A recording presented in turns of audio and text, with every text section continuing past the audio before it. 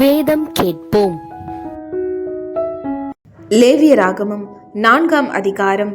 பின்னும் கர்த்தர் மோசேயை நோக்கி, நீ இஸ்ரவேல் புத்திரரிடத்தில் சொல்ல வேண்டியது என்னவென்றால், ஒருவன் கர்த்தருடைய கட்டளைகளில் யாதொன்றை அறியாமையினால் மீறி செய்யத்தகாததை செய்து பாவத்துக்கு உட்பட்டால் அறிய வேண்டியதாவது, அபிஷேகம் பெற்ற ஆசாரியன் ஜனங்கள் குற்றத்திற்கு உட்படத்தக்கதாக பாவம் செய்தால், தான் செய்த பாவத்து நிமித்தம் பழுதற்ற ஒரு இளங்காளையை பாவ நிவாரண பலியாக கர்த்தருடைய சந்நிதியில் கொண்டு வர கடவன்.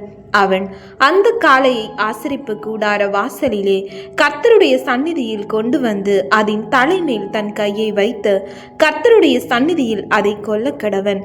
அப்பொழுது அபிஷேகம் பெற்ற ஆசாரியன் அந்த காளையின் இரத்தத்தில் கொஞ்சம் எடுத்து அதை ஆசரிப்பு கூடாரத்தில் கொண்டு வந்து தன் விரலை இரத்தத்தில் தோய்த்து பரிசுத்த ஸ்தலத்தின் திரைக்கு எதிரே கர்த்தருடைய சந்நிதியில் 7 தரம் தெளிக்க கடவன்.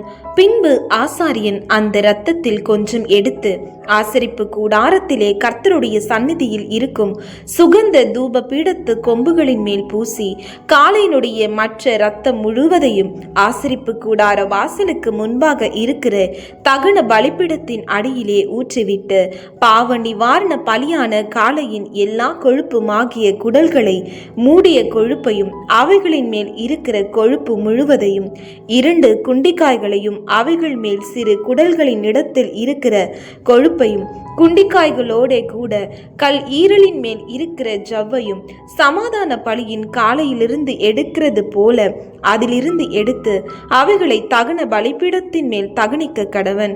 காளையின் தோலையும் அதன் மாம்சம் முழுவதையும் அதன் தலையையும் தொடைகளையும் அதன் குடல்களையும் அதன் சாணியையும் காளை முழுவதையும் பாளையத்துக்கு புறம்பே சாம்பல் கொட்டுகிற சுத்தமான இடத்திலே கொண்டு போய் கட்டைகளின் மேல் போட்டு அக்கினியாலே சுட்டெரிக்க கடவன். சாம்பல் கொட்டியிருக்கிற இடத்திலே அதை சுட்டெரிக்க கடவன்.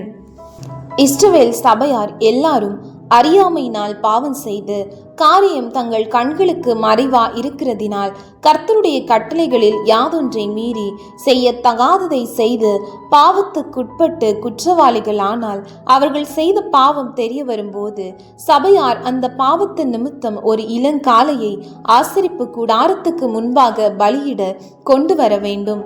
சபையின் மூப்பர் கர்த்தருடைய சந்நிதியில் தங்கள் கைகளை அதன் தலைமேல் வைக்க கடவர்கள். பின்பு கர்த்தருடைய சந்நிதியில் அந்த காளையை கொல்ல வேண்டும்.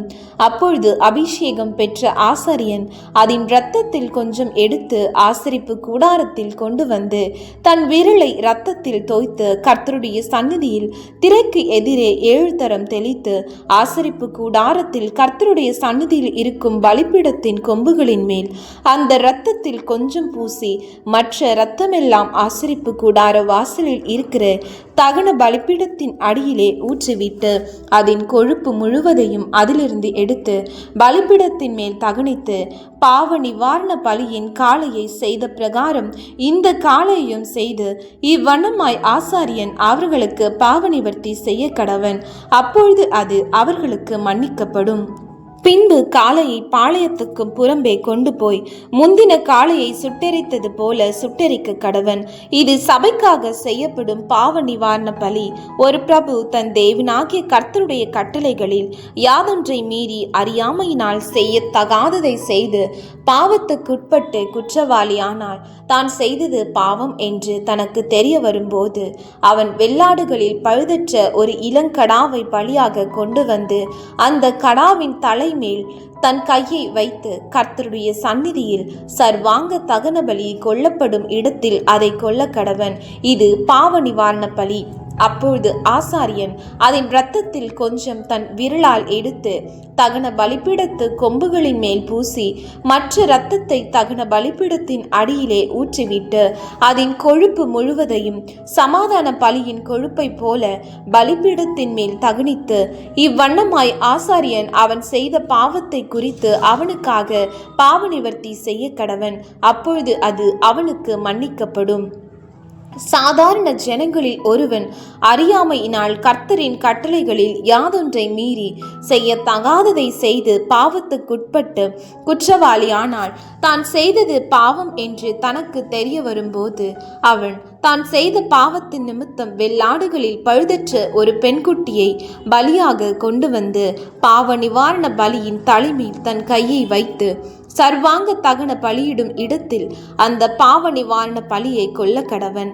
அப்பொழுது ஆசாரியன் அதன் இரத்தத்தில் கொஞ்சம் தன் விரலால் எடுத்து தகன பலிப்பிடத்து கொம்புகளின் மேல் பூசி மற்ற இரத்தமெல்லாம் பலிப்பிடத்தின் அடியிலே ஊற்றிவிட்டு சமாதான பலியிலிருந்து கொழுப்பை எடுப்பது போல அதன் கொழுப்பு முழுவதையும் எடுத்து ஆசாரியன் பலிப்பிடத்தின் மேல் கர்த்தருக்கு சுகந்த வாசனையாக தகனித்து இவ்வண்ணமாய் அவனுக்கு பாவ நிவர்த்தி செய்ய கடவன். அப்பொழுது அது அவனுக்கு மன்னிக்கப்படும். அவன் பாவ நிவாரண பலியாக ஒரு ஆட்டுக்குட்டியை கொண்டு வருவானாகில் பழுதற்ற பெண்குட்டியை கொண்டு வந்து அந்த பாவ நிவாரண பலியின் தலைமேல் தன் கையை வைத்து சர்வாங்க தகன பலி கொல்லப்படும் இடத்தில் அதை பாவ நிவாரண பலியாக கொல்ல கடவன். அப்பொழுது ஆசாரியன் அந்த பாவ நிவாரண பலியின் இரத்தத்தில் கொஞ்சம் தன் விரலால் எடுத்து தகன பலிபீடத்து கொம்புகளின் மேல் பூசி மற்ற இரத்தமெல்லாம் பலிபீடத்தின் அடியிலே ஊற்றிவிட்டு சமாதான பலியான ஆட்டுக்குட்டியின் கொழுப்பை எடுக்கிறது போல அதன் கொழுப்பு முழுவதையும் எடுத்து கர்த்தருக்கு இடப்படும் தகன பலிகளைப் போல பலிபீடத்தின் மேல் ஆசாரியன் தகனிக்க வேண்டும். இவ்வண்ணமாய் அவன் செய்த பாவத்துக்கு ஆசாரியன் பாவ நிவர்த்தி செய்ய கடவன். அப்பொழுது அது அவனுக்கு மன்னிக்கப்படும்.